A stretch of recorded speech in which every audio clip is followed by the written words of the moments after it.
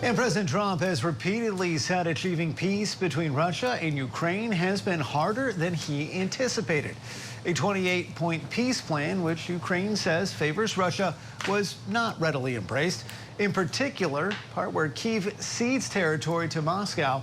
So top American and Ukrainian negotiators in Geneva this weekend had their work cut out for them. Today, officials say they are making progress. Scripps News White House correspondent Haley Bull is live with us with the latest. So Haley, just how much progress has actually been made?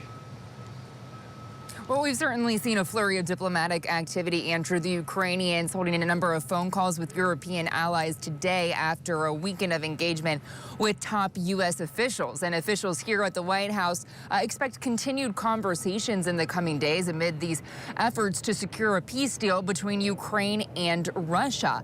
Officials here are indicating that there has been progress, but that there is still work to be done on what was an initially 28-point peace plan that Ukrainian President Volodymyr Zelensky says is now fewer points.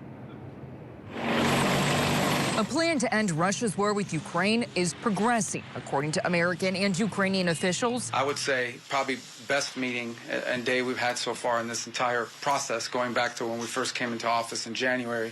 But there's still some work left to do. U.S. Secretary of State Marco Rubio met with Ukrainian officials in Geneva over the weekend. Thank you for coming. Optimism was high following the talks, even as details on a proposed peace plan remain unclear. On Monday, President Trump teased the potential for peace, posting on Truth Social, quote, "Don't believe it until you see it, but something good just may be happening." An initial 28-point White House-backed peace plan sparked concern among U.S. lawmakers on both sides of the aisle and some European leaders who said it favored Russia. But now there appears to be more support coalescing around a revised plan. While work remains to be done, there's now a solid basis for moving forward.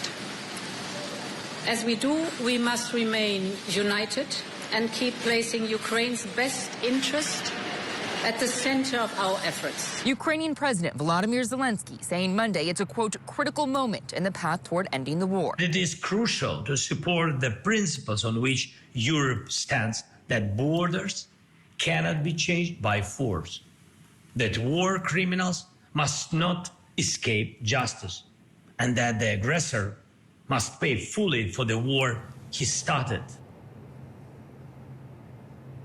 And of course, Andrew, Russia would also have to agree to the plan, and whether they do certainly remains to be seen. A Kremlin advisor said that a version of the plan Russia received before the weekend's talks was mostly acceptable, but that further discussions were needed. So, Haley, we heard the president talk about Thanksgiving as a deadline for this deal. I'm looking at the calendar right now. That's a whole 3 days away. Is that still in play?